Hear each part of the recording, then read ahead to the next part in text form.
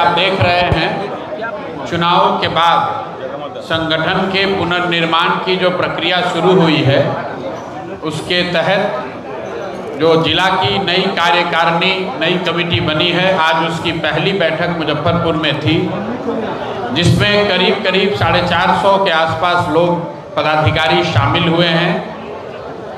हम लोग विटनेस के तौर पर या गेस्ट के तौर पर इस बैठक में शामिल हुए हैं। साथियों के साथ चर्चा हुई है और आगे 2-3 महीनों में इस संगठन पुनर्गठन को और कैसे धार दिया जाए, मुजफ्फरपुर में घर घर गांव पंचायत में जनसुराज के संगठन को कैसे मजबूत किया जाए, जनसुराज के विचार से और लोगों को कैसे जोड़ा जाए, उस पर साथियों के विचार विमर्श को हम सब ने सुना है, समझा है और कोशिश होगी कि आने वाले 2-3 महीनों में जनसुराज का मुजफ्फरपुर का जो संगठन है उसको गांव पंचायत तक पहुंचाया जाए, ताकि जनसुराज से विचारों से प्रभावित जनसुराज के प्रयास से जुड़े हुए लोगों के साथ मिलकर बिहार नवनिर्माण के अभियान को और गति दिया जा सके। प्रश्न को पूछना है, किन्हीं को प्रश्न पूछना है तो पूछ लीजिए। चुनाव के बाद या फिर अभियान शुरू किया गया, इसका मकसद क्या था? नहीं, चुनाव के बाद पहली जो घोषणा हुई थी कि हम लोग कोई भी काम करें उससे पहले संगठन का पुनर्गठन किया जाएगा। उसी के तहत संगठन का पुनर्गठन किया गया है। जिला की इकाइयों को, राज्य की इकाई को भंग कर दिया गया था। तो अभी साथियों के साथ मिलकर जो लोग पहले से जनसुराज में जुड़े रहे हैं और आगे जनसुराज के साथ मिलकर काम करना चाहते हैं, उनकी मदद से संगठन को फिर से पुनर्गठित किया गया है। लोगों को जिम्मेवारी दी गई है और जिन लोगों ने ये जिम्मेवारी स्वीकार की है, अब उनके साथ मिलकर बिहार के लोगों के लिए, बिहार में बदलाव के लिए, शिक्षा के लिए, भ्रष्टाचार के खिलाफ, पलायन के खिलाफ जनसुराज का जो विचार है, जो प्रयास है, उसको मजबूती से जनता के बीच में रखा जाएगा। कॉकरोच जनता पार्टी है ये, नहीं इसको कैसे देखते हो? कॉकरोच जनता पार्टी अभी कोई पार्टी का स्वरूप तो नहीं है, उसको आप एक अभियान के तौर पर देख सकते हैं, डिजिटल प्रयास के तौर पर देख सकते हैं। कॉकरोच जनता पार्टी की चर्चा इसलिए हो रही है क्योंकि उसमें 2 करोड़ से ज़्यादा लोगों ने इंस्टाग्राम पर उस पार्टी के पेज को फॉलो किया है। अब पार्टी का क्या होगा, पार्टी की कोई भूमिका आगे भारतीय राजनीति में होगी या नहीं होगी, ये तो भविष्य के गर्त में है।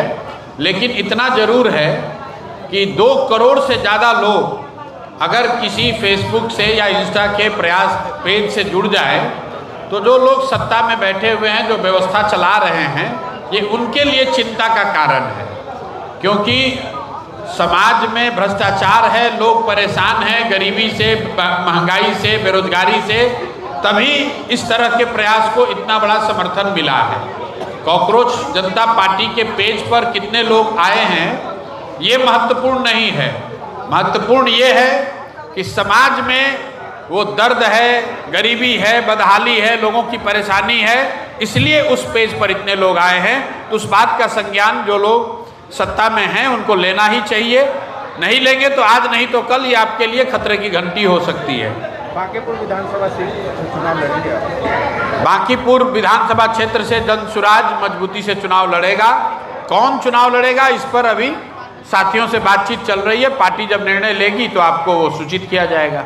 मोदी जी ने कहा था कि गाड़ियों पेट्रोल डीजल की महंगाई को देखते हुए गाड़ियों की संख्या कम की जाए, लेकिन बिहार के बड़े नेता जो हैं वो गाड़ियों का काफिला लेके चल रहे हैं। भैया, मोदी जी ने तो आज से 10 साल पहले भी कहा था कि सब लोग सफाई अभियान करेगा। कितना सफाई हुआ आपने देखा? लोग झाड़ू लेकर फोटो खिंचाया, रील बनाया, भूल गए।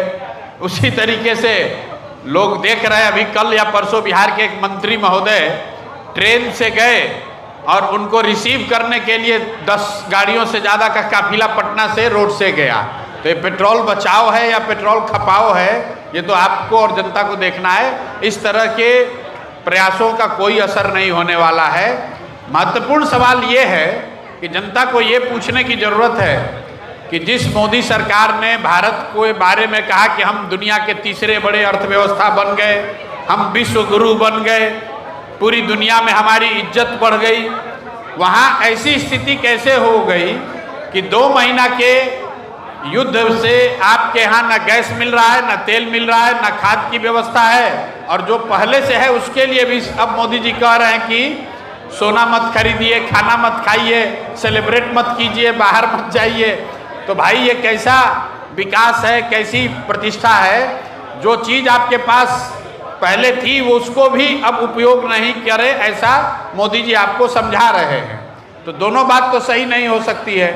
या तो उन्होंने भारत की तरक्की की जो बात कही है वो सही नहीं है, या जो अभी बोल रहे हैं वो सही नहीं है। ठीक है, थैंक यू।